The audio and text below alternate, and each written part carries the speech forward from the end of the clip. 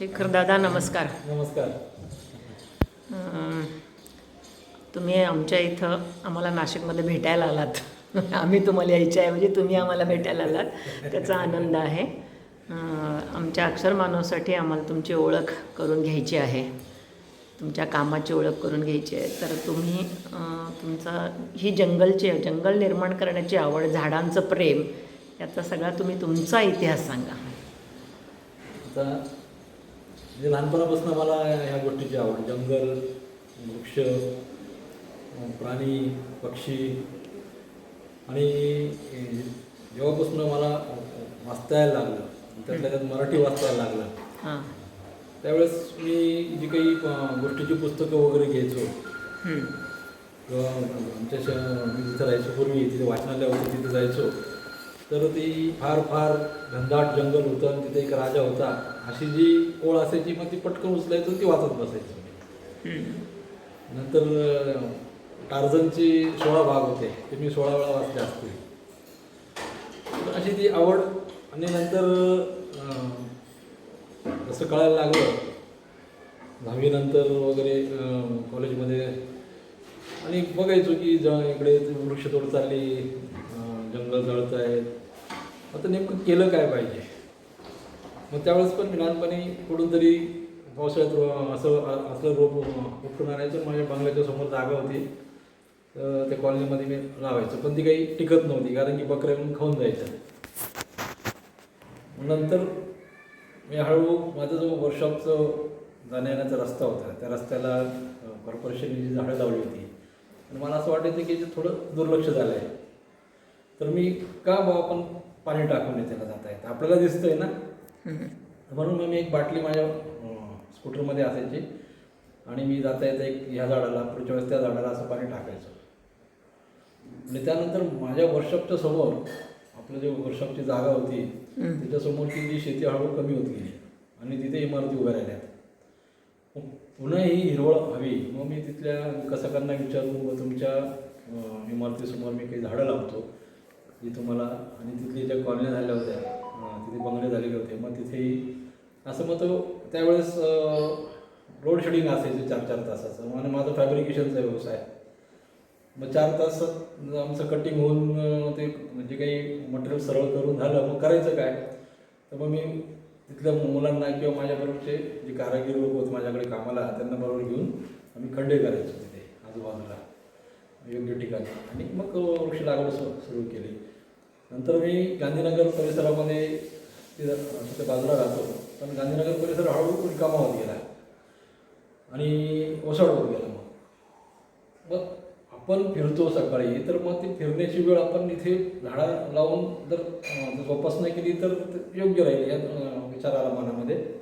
आणि मग ते हळूहळू कार्य सुरू झालं. आज एक झाड, मग तिथे काही मित्रमंडळी मिळाली, मग एकच्या ठिकाणी 10 झाडं लागायला लागलं. म्हणजे सकाळी 6 ते 8:30-9 वाजेपर्यंत माझा हा उपक्रम सुरू होता. आणि हा वर्षभर, म्हणजे 362 दिवस, पाऊस असो, सगळं सुरू होतं. हे हळूहळू टप्प्याटप्प्याने लोकांना कळायला लागलं. वेगवेगळ्या शहरामध्ये वेगळ्या ठिकाणी बोलवायला लागलेत की आमच्या इथे पण झाडं लावायची आहेत. मग मी आधी जाऊन बघून यायचो, ठरवायचो कुठली झाडं लावायची. कॉर्पोरेशनकडनं मला मदत मिळायची, म्हणजे त्यांच्याकडे झाडं असेल तर ती मोफत मिळायची, पण योग्य ती झाडं नसतील तर मग मी स्वतः विकत घेऊन यायचो. आणि जर काही ट्री गार्ड वगैरे न्यायचं कॉर्पोरेशनमधून, मग कधी कॉर्पोरेशनची गाडी नाही, कधी लेबर नाही, मग हे नको, आपल्याला आपलं उद्या झाड लावायचीच नाही. मग मी स्वतः टेम्पो करून ती स्वतः आपलं काय होतं ट्री गार्ड त्याच्यात टाकून परत जाऊन जागेवर उतरवून, असं माझा व्यवसाय त्यामुळे सगळं सुरू होतं. मग असं करता करता बरीचशी मंडळी माझ्याला जोडली गेली नाशिक शहरामधून, आणि इतर गावांमध्ये पण जाऊन मी वृक्षारोपण करायचो, तिथे झाडं वाटून यायचो. तर मग हे त्याच्यानंतर हळूहळू माझ्याबरोबर 50-60 मुलं जोडली गेली मला समावेशकर तर होतीच.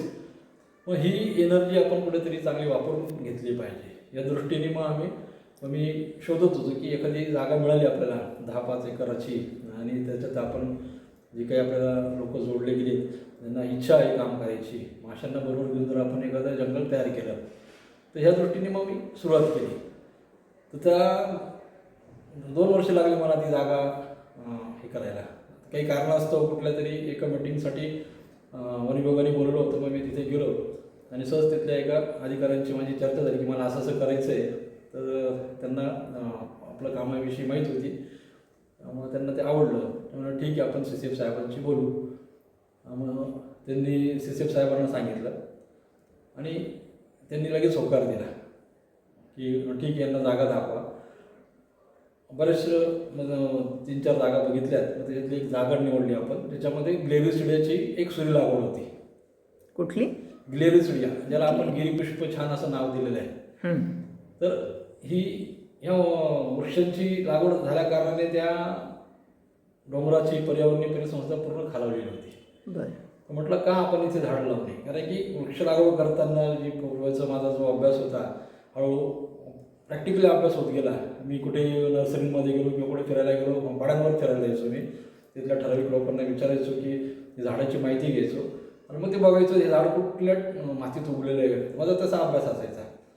आणि मग त्या दृष्टीने मग ही जमीन एवढी चांगली जमीन आहे आणि शहराच्या पश्चिमेला आहे, एकदम सीमारेषेवर. तिथून आपल्याला आपल्या नाशिककरांना चांगले जर एक पॉझिटिव्ह एनर्जी मिळाली, हा माझ्या डोक्यात विचार होता. मग त्या दृष्टीने मग आपण ती जागा निवडली.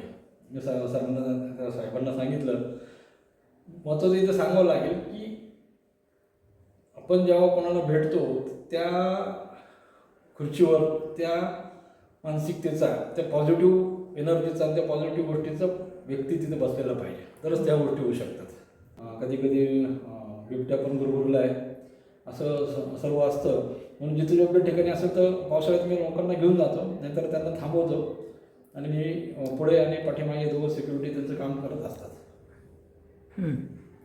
आणि हे निसर्ग वाचनाच्या याच्यामध्ये आपल्याकडे निसर्गाच्या संदर्भातली निसर्गाचे जे काही घटक आहेत, म्हणजे वृक्ष तर आहेच, पण वृक्षांपासून तर दगड मातीपर्यंत ही कळावं काय काय प्रकार आहेत, कीटक वगैरे. तर अशी पुस्तकं आपण उपलब्ध करून तिथे ठेवतोय. काही मागवलीत, काही कोणी देणगी देते. अजून आता आपल्याकडे साधारण 200च्या आसपास पुस्तकं आहेत, पण अजून येत आहेत. अच्छा. त्या अनुषंगाने लोकांना वाचनाचं पण आवड आणि निसर्गाच्या संदर्भात प्रेम निर्माण होईल, हा आपला उद्देश आहे. पाण्याची सोय काय केली सगळ्याला? आपण 1.5 किलोमीटरवर पाईपलाईन केलेली आहे. एक तिथे विपश्यना केंद्र आहे, तिथे खदान आहे. तिथं आपला अर्धा डोंगर हा वन विभागाचा आहे. साधारण 75% डोंगर वन विभागाचा आहे आणि 25% डोंगर हा कॉर्पोरेशनचा आहे. बरं. तर तिथे फिल्ट्रेशन प्लांट आहे. तर त्याचं जो धुतलं गेलेलं पाणी फिल्ट्रेशन प्लांटचं ते अर्धं तिकडं सोडलं जातं, अर्धं इकडे एक तलाव आहे तिथं सोडलं जातं. मग तिथून आपण उपसा करून त्या खदानीमधून तेव्हा पाईपलाईन केली 1.5 किलोमीटरची, त्याच्याने पाणी देतो. प्रत्येक झाडाला नळीने पाणी दिलं जातं. माझं शनिवार रविवार साधारण 16 ते 17 किलोमीटर फिरणं होतं उन्हाळ्यामध्ये नळीने पाणी देत. कारण की काही झाडं लांब असतात, काही जागा सापडली का तिथे लावली जातात. मग अशांना याची नळी बदलली का तिकडे बदलायची असं 16-17 किलोमीटर फिरणं होतं. आणि पावसाळ्यात प्रचंड काम असतं. लोकांना वाटतं पावसात काही काम नसेल विसरा त्याला, पण पावसात प्रचंड काम असतं. कारण की लावलेल्या रोपांवर नको असलेल्या पावसाळी वेळी जेव्हा गुरफटून जातात त्यावेळेस मग ते आणि किंवा गवत प्रचंड वाढतं आणि अशा वेळेस मग ते पाण्याने किंवा त्याच्याने सोडून मरतं ते रोप. मग त्याला वेळेच्या वेळी मोकळं करणं, त्याला आळं करून घेणं, हे काम पावसाळ्यात जास्त सुरू असतं. आणि म्हणजे शारीरिक श्रमाचं काम आहे ते. या जंगलाची माहिती नाशिक व्यतिरिक्त आणखीन कुठल्या कुठल्या जिल्ह्यात, देशात किंवा आपल्या राज्याबाहेर तिथनं काही रिस्पॉन्स? काही महाराष्ट्रभरातून लोक बघायला येतात, काही ज्यांना कळतं ग्रुप येऊन गेले. राज्याबाहेरून एवढं काही अजून आले नाहीत, पण गुजरातमधून काही लोक आलेत, पण कर्नाटकमधून मला 1-2 फोन आले होते. चाललं आहे असं हळूहळू. ते त्या प्रमाणात मी हे करत नाही अजून त्याचं जेवढं जमेल. माझं फक्त व्हॉट्सअपवर ज्या लोकांनी मला मदत केलेली आहे अशांपर्यंत कामाचं स्वरूप कळावं म्हणून मी दर शनिवारी पोस्ट करत असतो की ज्यांना शक्य असेल त्यांनी यावं.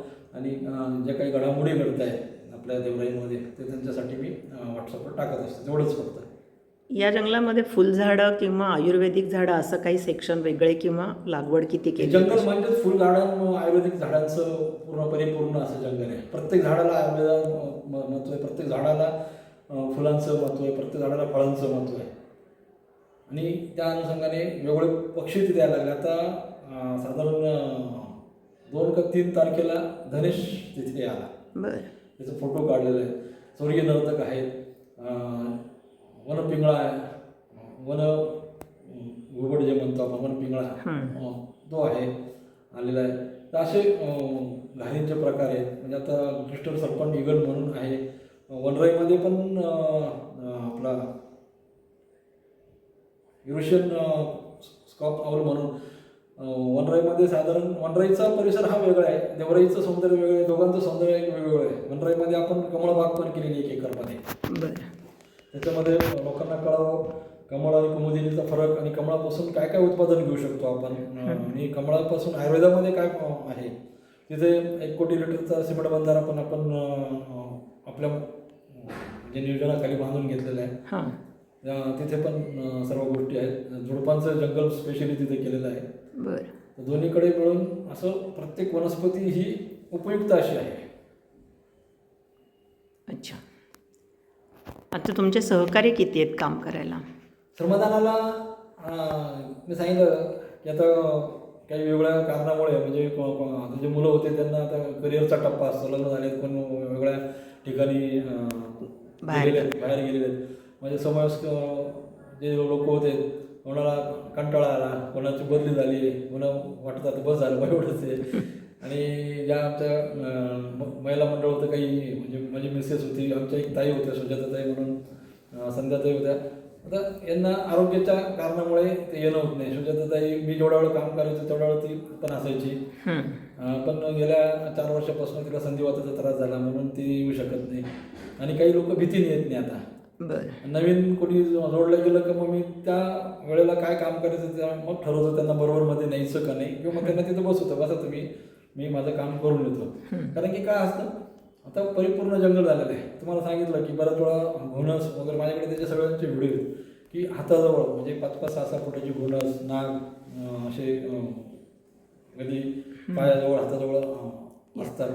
मग नवीन माणसाला ते कळत नाही. आणि आता कसं मला सवय झाली की म्हणजे आपला गवत हल्लं म्हणजे तिथे नेमकं काय असू शकतं, कशा प्रकारे ते गवत हल्लं, तिथे कुठला प्राणी असू शकतो, कुठला साप असू शकतो, कुठल्या प्रकारचा साप असू शकतो, एवढा माझा तिथे अभ्यास झालेला आहे. त्याच्यामुळे इतर लोकांना तो कळत नाही. कधी कधी कोणी न कळत असं गवतामध्ये घुसून जाणार, नको काही ॲक्सिडेंट व्हायला. त्या दृष्टीने मग आपण ती काळजी घेतो. बरं. मग आता ही संस्था तुमची रजिस्टर झाली काय? 5 जून 2016ला आपण दुसरा कार्यक्रम घेतला वनराईचा. त्याच्या अगोदर मग आपण संस्था रजिस्टर करून घेतली. काय ना आपलं पर्यावरण संस्था म्हणून. बरं. ही सर्वांची आपली या दृष्टीने आपलं पर्यावरण संस्था. मग आता त्याचे मेंबर्स आहेत काही?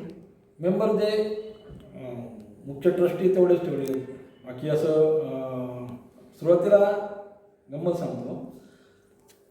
म्हणजे 5 जून 2016ला जो कार्यक्रम होता त्यावेळेस आपण सभासद वाढू या दृष्टीने सभासद फॉर्म वाटले होते 100 रुपये एका वर्षासाठी. तर मला 1-2 फोन आले साधारण सप्टेंबरमध्ये किंवा डिसेंबरमध्ये असे 1-2 असे फोन आले की तुम्ही मीटिंग कधी घेणार आहे, चहा पाण्याचा व्यवस्था कधी करणार आहे म्हणून. आपलं काम कधी असे म्हटलं हे डोक्याला ताण झालेला दिसतो की चहा पाण्यासाठी मीटिंग तुम्ही अल्पावर कधी ठेवणार अशा पद्धतीने विचारणं.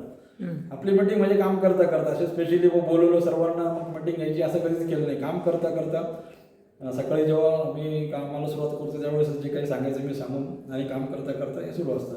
कारण आपल्याला काम करायचं आहे, या मीटिंगांमध्ये वेळ नाही घालवायचा आहे, प्रॅक्टिकली काम करून ते करायचं आहे.